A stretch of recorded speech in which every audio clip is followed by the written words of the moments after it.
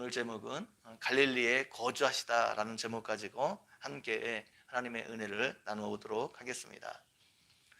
예수님께서 세례 요한이 잡히셨다는 소식을 들으시고 갈릴리로 가셨습니다. 마태가 이것을 언급하고 있는 것은 이제 세례 요한의 시대가 가고 예수님의 시대가 도래했다는 것을 보여주기 위해서입니다. 세례 요한은 예수님보다 6개월 먼저 태어났지만 사역은 훨씬 더 이전부터 시작했습니다. 요한은 예수님보다 먼저 와서 예수님의 앞길을 준비하는 삶을 살았습니다. 예수님을 이스라엘 백성들에게 소개하고 또 모든 그 사역을 할 수 있도록 그런 준비하는 작업들을 세례 요한이 먼저 행했습니다. 이제 세례 요한이 자신이 사명을 잘 감당하고 역사에서 퇴장하는 모습들을 보여주고 있습니다. 잡힘이라는 말은 수동태 표현입니다. 여기서 사용된 수동태 표현을 신적 수동태라고 말합니다. 행위 주체가 하나님이시기 때문에 그렇게 말하는 것입니다. 세례 요한을 체포한 것은 당시 갈릴리를 다스리던 헤롯의 아들인 헤롯 안티바스지만 그의 체포 행위 배경에는 하나님의 섭리가 있었다는 것을 보여주고 있습니다. 요한의 운명이 궁극적으로 사람이 결정하는 것이 아니라 하나님의 뜻 안에서 이 모든 일들이 일어나고 있음을 보여주고 있습니다. 그래서 어떤 한 사람이 살고 죽는 것, 사람의 생사화복이 우리가 다 이해할 수는 없지만 하나님의 손에 의해서 결정되고 있음을 보여주고 있습니다. 세례 요한이 잡힌 이후에 예수님은 나사렛을 떠나 갈릴리 가버나움에 가서 사셨습니다.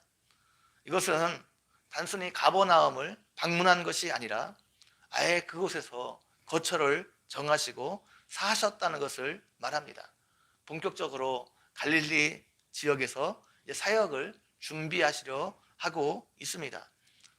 가버나움은 요단강이 갈릴리 호수로 들어가는 입구에서 서쪽으로 약 8km 정도 떨어진 곳에 있는 작은 항구 도시입니다. 이곳에 세관이 있었던 것으로 미루어 보아 상업이 상당히 발달해 있었음을 알 수 있습니다. 또 로마 군대가 이곳에 주둔해 있었는데 이것으로 보아 군사적으로도 아주 중요한 도시였음을 알 수 있습니다. 이곳은 구약시대 선지자 나훔이라는 선지자가 태어난 곳입니다. 가버나움이 나훔이라는 이름에서 비롯된 것인데 가버나움은 나훔의 마을이란 뜻입니다. 즉 나훔이 태어났다는 것을 가리키는 말입니다. 가버나움에 있는 갈릴리 지역은 팔레스타인에서 가장 북쪽에 있는 지역으로 아셀, 납달리, 스불론, 이사갈 지파가 땅을 분배받은 지역입니다. 솔로몬이 성전을 지을 때 두루왕 히람이 자재를 공급해 준 대가로 솔로몬이 이 지역을 히람에게 준 적이 있습니다. 이후 이 지역은 강대국들에게 차례로 점령이 당했는데 아수로, 바벨론, 페르시아, 그리스 같은 이방 세력들이 이 지역을 차례로 차지하게 되었습니다. 아수르 왕 디글랏 발레셋 때에는 이 갈릴리 지역에 있는 이스라엘 사람들을 아수르 사람들이 포로로 잡아가고 대신 이방인들을 이곳에 이주시켰습니다.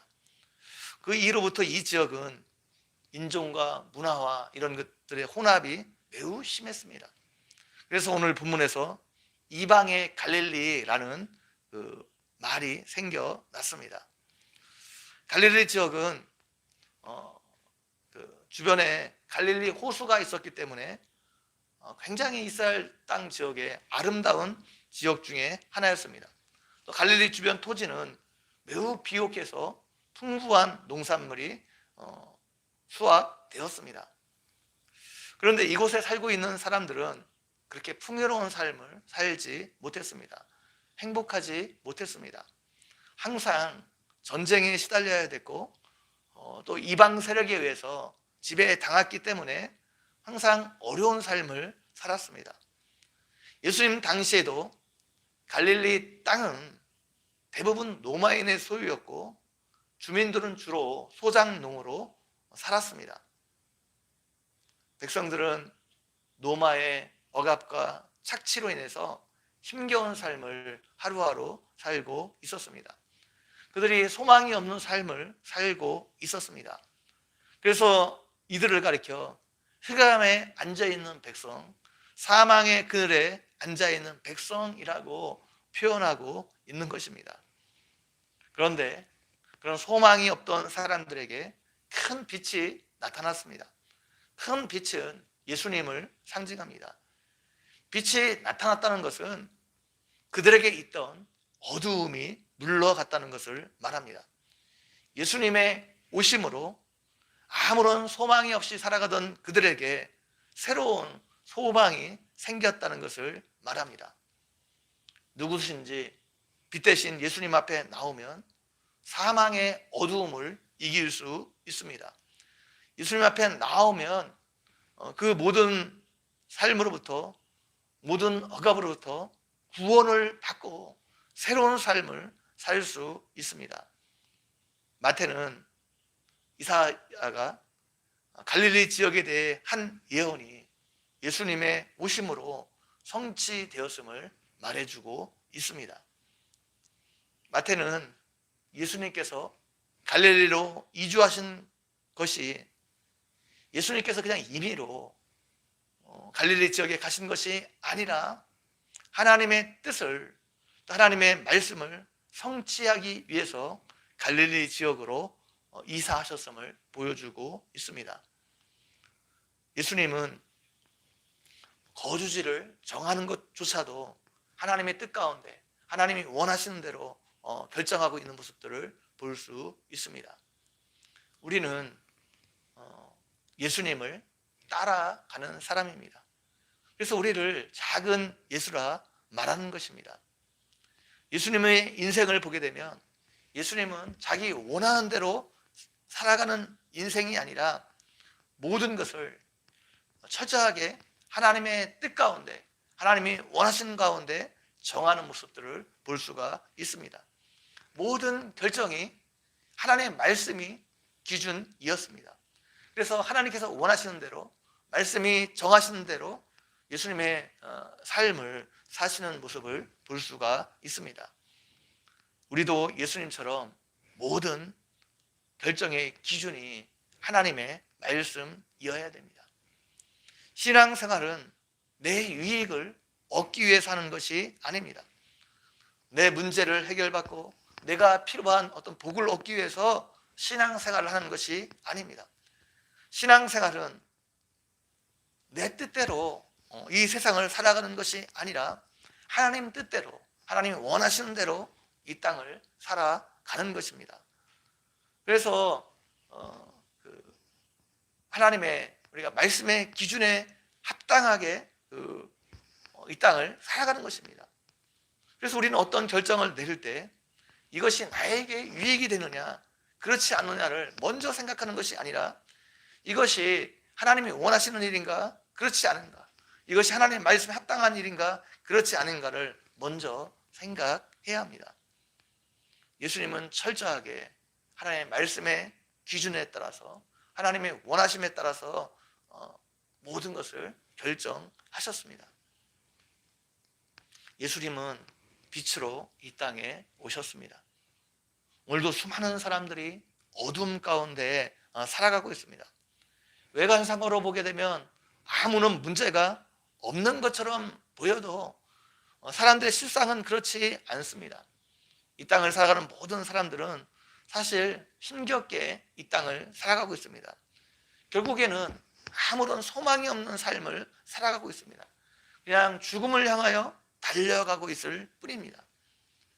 빛으로 오신 예수 그리스도가 그들의 유일한 소망입니다. 빛이신 예수 그리스도를 그들의 삶에 영접하게 될 때 그들의 삶은 새로워질 수 있습니다. 그래서 우리는 이런 빛 대신 예수 그리스도를 사람들에게 전하는 삶을 살아야 됩니다. 그래서 소망이 없던 사람들에게 새로운 소망을 전해주고 그 어둠에서 벗어나 빛된 삶을 살도록 도와주어야 합니다. 이 일에 쓰임받는 여러분 모두가 되기를 주님의 이름으로 간절히 축원드립니다. 같이 한번 기도드리겠습니다.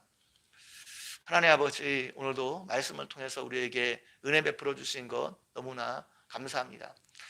예수님은 어디에서 사역을 하실지 그런 결정하는 것조차도 하나님의 뜻대로, 하나님이 원하시는 대로 또 말씀의 기준에 따라서 행하는 것들을 볼 수가 있습니다. 하나님, 우리도 철저하게 내가 원하는 것이 아니라 예수님처럼 하나님이 원하시는 삶, 하나님이 기뻐하시는 삶, 말씀에 그 합당한 삶을 살아가는 우리의 삶이 되어줄 수 있도록 인도해 주시기를 원합니다. 감사합니다. 예수님의 이름으로 기도 올려옵나이다. 아멘.